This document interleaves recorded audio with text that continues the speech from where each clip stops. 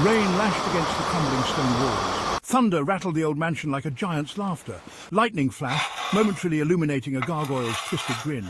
The mansion sat atop the hill, a decaying king surveying his storm-racked domain.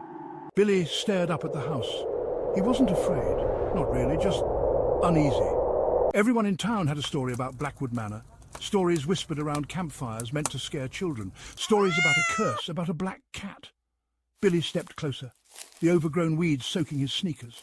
He shivered, but it wasn't from the cold. A low growl of thunder echoed his own nervous tremor. He was here for a dare, maybe it was a bad idea. He pushed open the creaking iron gate. Don't go up there, Billy. It's cursed, that place. Old man Hemlock had warned him just that morning, his voice shaky and thin as dry leaves, echoed in Billy's ears. Cursed! Billy had scoffed, trying to sound braver than he felt. Hemlock's cloudy eyes had locked onto his. The black cat, it guards the house. Some say it's the spirit of the old caretaker, twisted by sadness and rage. Billy had laughed then, but the laughter felt hollow even to his own ears. Now, standing before the looming mansion, Hemlock's words were a cold whisper on the wind. The front door groaned open with a sound like a scream. Billy stepped inside, the musty air thick with the smell of decay. Cobwebs brushed his face, ghostly and cold. He fumbled for his flashlight, the small beam cutting through the oppressive darkness. Dust motes danced in the beam, a swirling, silent ballet. A floorboard creaked above him. He froze. He wasn't alone. He could feel it. Something was. Taking a deep breath, he crept forward, his heart pounding a frantic rhythm against his ribs. Each room held the ghosts of forgotten memories. A nursery, toys scattered across the floor, frozen in time. A grand dining room, the table set for a feast that never came. And everywhere the oppressive silence, broken only by the howling wind and the pounding rain. Then he heard it, a soft cry, mournful, desolate. It seemed to come from upstairs, echoing down the hallway. Billy hesitated. Fear gnawed at him, urging him to turn back. But curiosity, that burning ember, pushed him forward.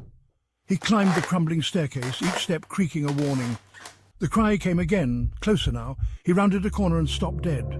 There, at the end of the hall, sat a cat. A sleek, black cat with eyes like glowing embers.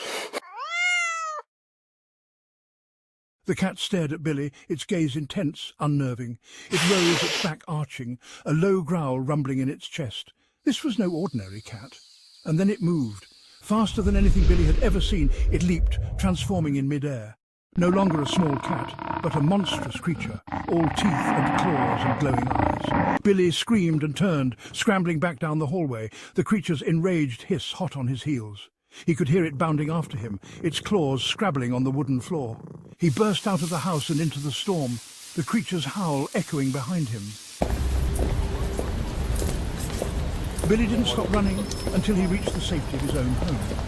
He slammed the door behind him, his chest heaving, his clothes torn and muddied. Safe. He was safe. But as he caught his breath, his reflection in the window caught his eye, and he saw it, a single black hair clinging to his shirt.